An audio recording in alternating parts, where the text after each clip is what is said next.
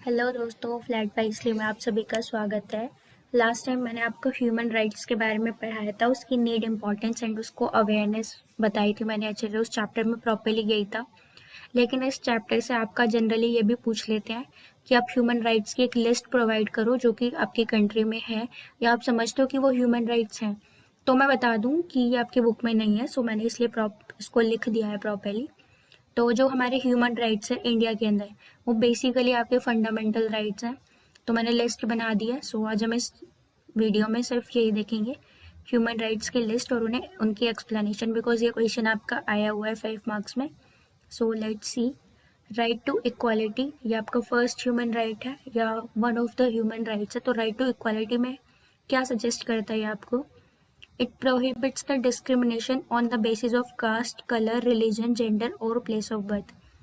ये प्रोहिबिट करता है कि कोई भी आपके साथ डिस्क्रिमिनेशन हो रहा नहीं होना चाहिए आपके कलर के बेस पे, आपकी कास्ट के बेस पे, आपके रिलीजन के बेस पे, आपका जेंडर क्या है या आपने किस जगह पे जन्म लिया है।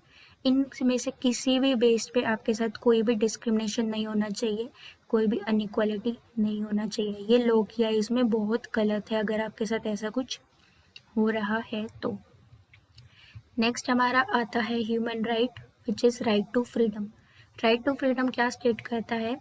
It provides us the freedom of speech, expression, freedom of movement throughout the country and to profess any practice और रिलीजन। राइट टू फ्रीडम हमें ये कहता है, ये हमें प्रोवाइड करता है, आज़ादी देता है कि आप कुछ भी बोलो, अपने आप को कैसे भी एक्सप्रेस करो और आप कहीं भी कंट्री के अंदर घूम सकते हो या आप कंट्री के अंदर कोई भी रिलीजन की प्रैक्टिस अपना सकते हो या आप कोई भी प्रथा यूज़ कर सकते हो। लेकिन वो प्रथाएं वो नहीं होनी चाहिए जो कि दूसरे लोगों को हार्म कर रही है। और जब आप अपने आप को एक्सप्रेस कर रहे हो या कुछ भी किसी के बारे में बोल रहे हो तो वो दूसरे की फीलिंग्स को हर्ट ना करे। ये आपको राइट टू फ्रीडम देता है।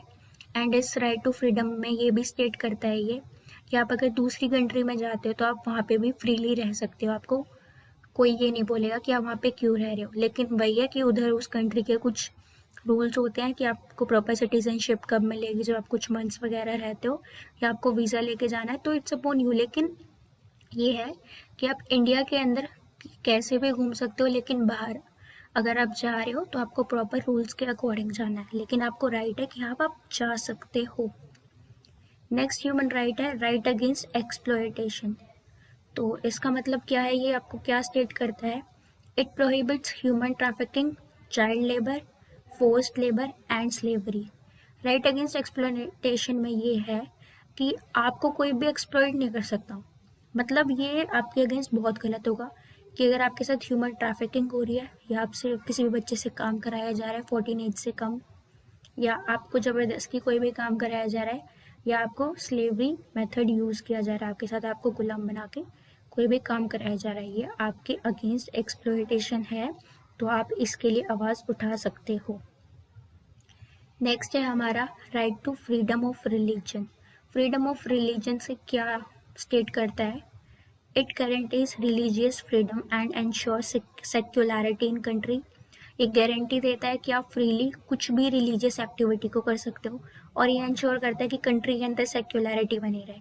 सेक्युलर कंट्री हमारे इंडिया क्यों है? क्योंकि यहाँ पे सबको राइट दिया गया है कि आप कोई भी रिलीजन को अपना सकते हो, फ्रीली उस रिलीजन की प्रैक्टिस को अपना सकते हो और उसे यूज़ कर सकते हो। और आप एक सेक्युलर कंट्री हो, यहाँ पे आपको कोई नहीं रोकेगा। फिर आप चाहे कोई भी धर्म को अपनाओ या आप कोई भी धर्म का प्रोफेशन अपनाओ, मतलब प्रोफेस करो।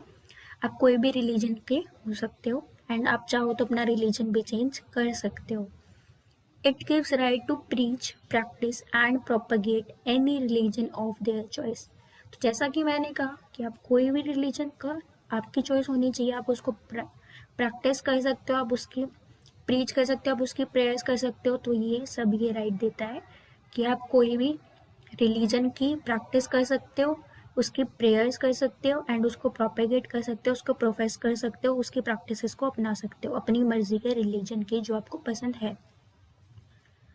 कल्चरल एंड एजुकेशनल राइट्स, ये क्या कहता है? It protects the rights of cultural, religious and linguistic minorities by enabling them to conserve their heritage and protect them against discrimination. ये प्रोटेक्ट करता है सभी कल्चर के राइट्स को, रिलीजियस राइट्स को और भाषाओं के राइट्स को, लेकिन वो माइनॉरिटीज़ होनी चाहिए। और ये उन सबको ये राइट्स क्यों दिए गए हैं? सो डैट वो अपने कल्चर को बचा सके, अपने हेरिटेज को बचा सके और उनके अगेंस्ट कोई भी एक्सप्लॉयटेशन ना हो। फॉर एग्जाम्पल, आप गुजराती हो तो आप दिल्ली में आके आराम से पढ़ सकते हो विद योर ऑन लैंग्वेज। आपको कोई नहीं रोकेगा कि तुम तो गुजरात से आए हो तो तुम दिल्ली के अंदर नहीं पढ़ सकते। तो यहाँ पे आपको राइट प्रॉपर दिया जाता है कि आपको एजुकेशन अच्छे से प्रोवाइड की जाएगी और आपके कल्चर को भी बचा के रखा जाएगा, आपके अगेंस्ट कोई भी गलत नहीं होगा।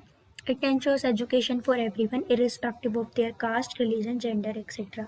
तो कल्चरल एंड एजुकेशनल राइट्स ये इंश्योर करते हैं कि आप सभी को एजुकेशन मिले प्रॉपरली और आपके साथ कोई भी भेदभाव ना हो, आपकी कास्ट को लेके, रिलीजन को लेके या आपका क्या जेंडर है उसको लेके आपको पढ़ने से रोका नहीं जाएगा। नेक्स्ट हमारा ये लास्ट ह्यूमन राइट आता है लिस्ट के according, so which is right to constitutional remedies. Constitutional remedies का आपके पास राइट है, which means it ensures citizen to go to the supreme court of India to ask for protection against violation of their fundamental rights. इसका मतलब है कि कोई भी इंडिया का सिटीजन, कोई भी सिटीजन सुप्रीम कोर्ट जा सकता है इंडिया के और वो बोल सकता है कि मेरे राइट को हार्म हुआ है, मेरा राइट वायलेट हुआ है, मेरे साथ डिस्क्रिमिनेशन हुआ है, मेरे राइट के अगेंस्ट ये वाली एक्टिविटी हुई है, तो आप मुझे प्रोटेक्शन प्रोवाइड करो या इस सीन के लिए या इस केस के लिए या इस एक्टिविटी के लिए कोई भी स्ट्रिक्ट एक्शन लीजिए। तो सुप्रीम कोर्ट पूरी छानबीन करता है एंड अगर उन्हें लगता है डेट यस वायलेट हुआ है उनका राइट, उनका फंडामेंटल राइट, तो वो उसके अगेंस्ट एक्शन भी ज़रूर लेता है। तो ये थी हमारे ह्यूमन राइट्स की लिस्ट। सो होप सो अभी आपको सारे आपके ह्यूमन राइट्स पता चल गए होंगे एंड ये सिर्फ पढ़ने के लिए नहीं है, ये सब आपको अपनी लाइफ में अच्छे से अनेबल भी करनी चाहिए। अगर आपके साथ ऐसा कुछ गलत होता है तो आपको उसके अगेंस्ट आवाज़ उठानी चाहिए। सो होप सो आपको वीडियो पसंद आई हो एंड पसंद आई है तो लाइक करो, सब्सक्राइब करो एंड शेयर करो। Thank you for watching it, bye.